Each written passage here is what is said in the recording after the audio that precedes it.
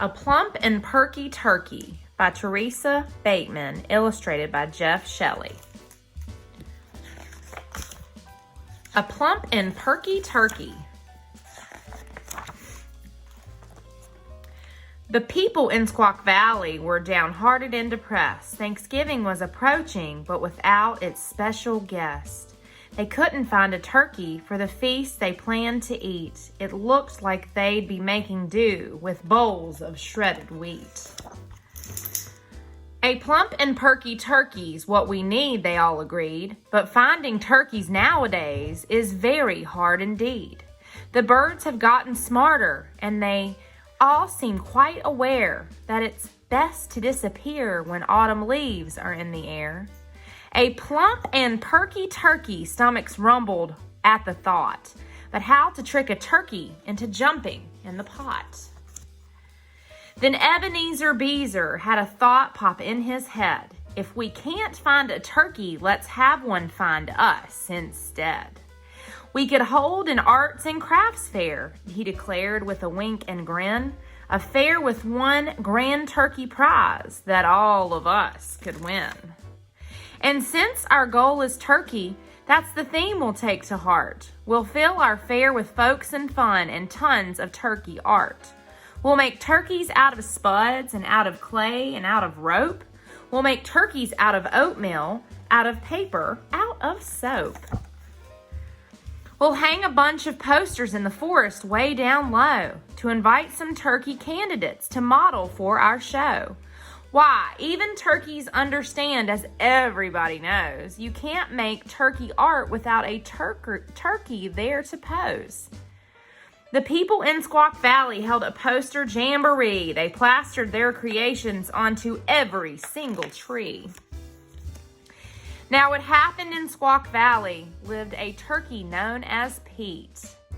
He was cocky, he was clever, and he really liked to eat. While he strutted through the forest, plump and perky through the pines, he was startled and intrigued by all those interesting signs. With a proud and jaunty gobble, he gave out a hearty cry. A plump and perky turkey? Well, I'm sure I qualify. Pete applied for the position, and he strutted plump and proud. He could hardly wait to model for the large and eager crowd. "You're hired," shouted Beezer, for the folks all had agreed that Pete the perky turkey was the answer to their need. 'Twas the week before Thanksgiving when Pete posed to do his part, and the artsy craftsy town folks started making turkey art. They made turkeys out of spuds and out of clay and out of rope. They made turkeys out of oatmeal, out of paper, out of soap. Thanksgiving Day, the artwork done, they asked the model down to judge their homemade turkeys and to pick the best in town. Now, when the judging's over, Beezer whispered with a smile, we'll tuck that model turkey in the oven for a while. Pete judged each piece of artwork as the hungry crowd all cheered. He stopped to take a closer look, and then he disappeared.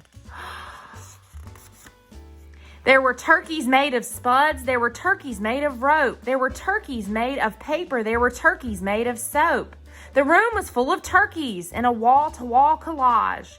For a clever bird like Pete, it was the perfect camouflage. There he is. "He's over here," old Beezer said. "He's here," said Jacob Green. They searched amongst the turkeys, but their bird had fled the scene. A note in turkey scrawl they found, half hidden on the lawn. "Goodbye, I took my modeling fee." The oatmeal bird was gone. The people in Squaw Valley were left feeling rather blue. The only turkeys left in town appeared too hard to chew. "Oh well," said Beezer brightly as they gathered round to eat. "Right now, at least, I'm thankful that we still have shredded wheat."